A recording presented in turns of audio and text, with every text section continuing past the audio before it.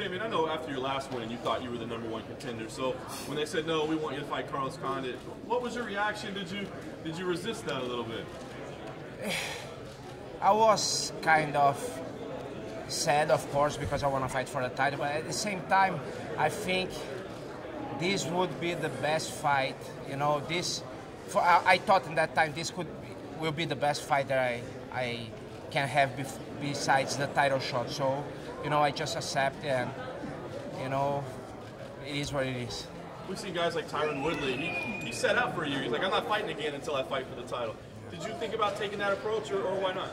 I think it's too risky. You know, it's too risky, and I like to keep my rhythm. You know, to keep fighting. I think that's important for an athlete, especially in MMA, that we don't fight every month. So I wanted to keep up, but you know, it's too risky what Tyron did. You know, he did well, but he couldn't go well. So I didn't want to take this approach. Maybe after this fight. Is it hard because it's still not even clear? Because Tyron's saying he wants to fight George St. Pierre, Nick Diaz, and then obviously Stephen Thompson has a very good pace as well. Yes. Is it frustrating that you know you might win this fight? The path isn't very clear. It's not, you know, you're 100% the #1. I can be frustrated about that, especially now because you know I have a fight coming up in a couple of days. But I think, you know, will be either me or Thompson or me. So I hope, you know, will be me. But if not, I hope, you know, they at least do very fast this fight with Thompson, and then because they both are just waiting, and then I can fight after that. So. But first of all, I need to win this Saturday, and it's not an easy test. It's probably one of the hardest tests in the welterweight division for me. Talk about this moving from 3 rounds to 5 rounds. A lot of people think that favors Carlos because he's fought a lot of 5-round fights. Yes.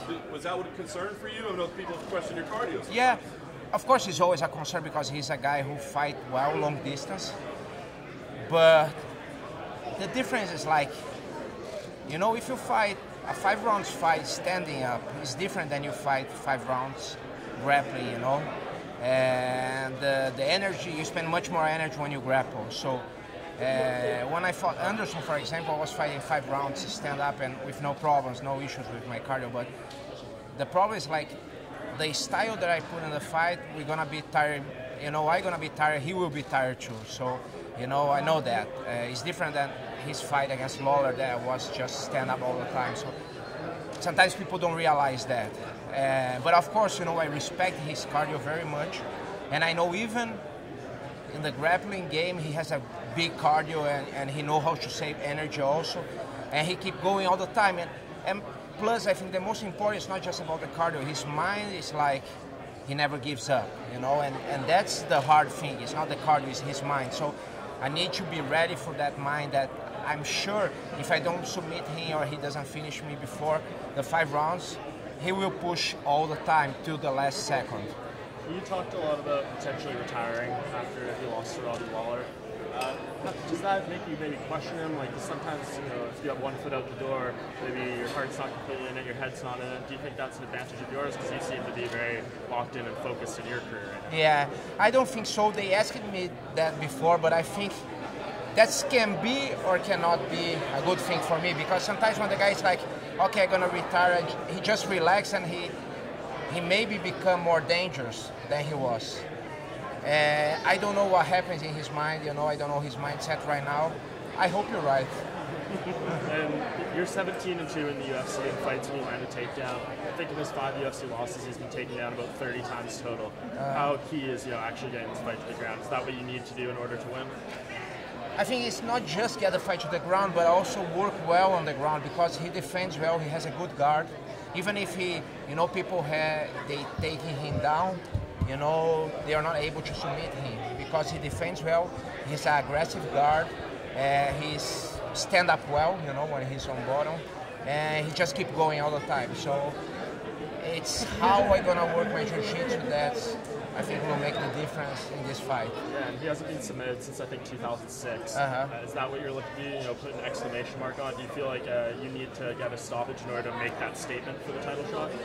No, you know, when I get there Saturday night, all my focus will be win, and all my focus will be do the game plan that we train during the camp. So the submission is a consequence. Of course, that would be perfect, but my main focus is go there, put my game plan, and win this fight. Because if I don't win, I know I'm not gonna have the chance after that, you know. And if I win, then you know. Does that put more pressure on you because you are 38? Do you feel like this is your last chance to make a run at the title? No, I don't think about that. I used to think about that when I was 33, 34.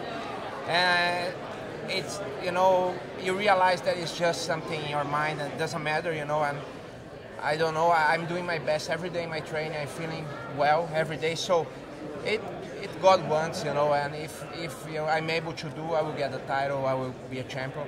If not, you know, I'm very happy with everything that I accomplished in my life. I'm very grateful for everything I did and for put jiu-jitsu in such higher level in the UFC. You know, I'm very thankful for that. But of course, you know, as a sportsman, I have this dream. But this pressure just gonna put me off the track. So I really don't think about this pressure right now. Carlos has said that your jiu-jitsu game is the most dangerous in the division. At the same time, he said that your style is not a fan favorite. Do you want to stand with him at all? Do you want to stand with him? No, I don't care about that. You know, I don't care. I think, you know, there's people who like jiu-jitsu, people who like striking, and you cannot please everybody, you know. And my style is the style to win the fight and hopefully submit, you know, when I can. And that's it, you know, I work hard, like I said, every day.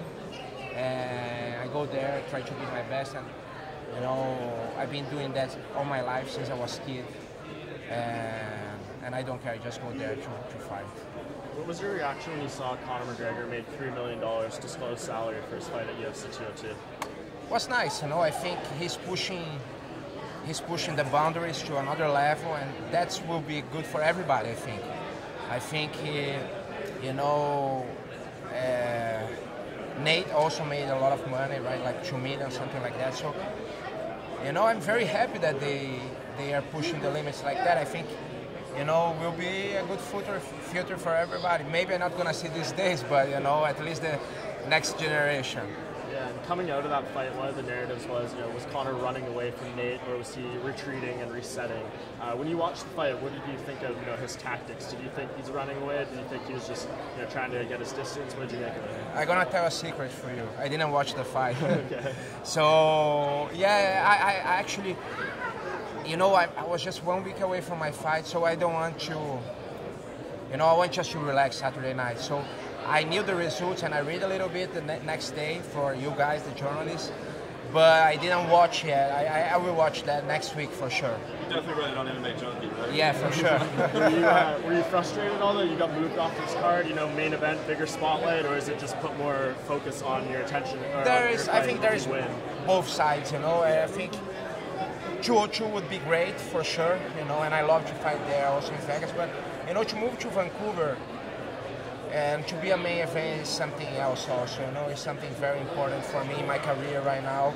And I think, you know, there's both sides. You know, I was just a little sad because some friends, they bought tickets to go there. And because there's some Master World Jiu-Jitsu Championship in Las Vegas this weekend. So they came before. At least they went to watch the fights there, but they couldn't watch my fight. So, but anyways, you know, I'm very happy to fight here in Canada. Yeah, one of your former opponents, Rory MacDonald, it seems, is going to sign with Bellator. Yeah, I heard. Is it disappointing you're never going to get the chance to rematch him? Because I know he's one of the few guys no, who's welterweight. No, like I said, I respect him very much. He's one of the guys that I most respect in the game.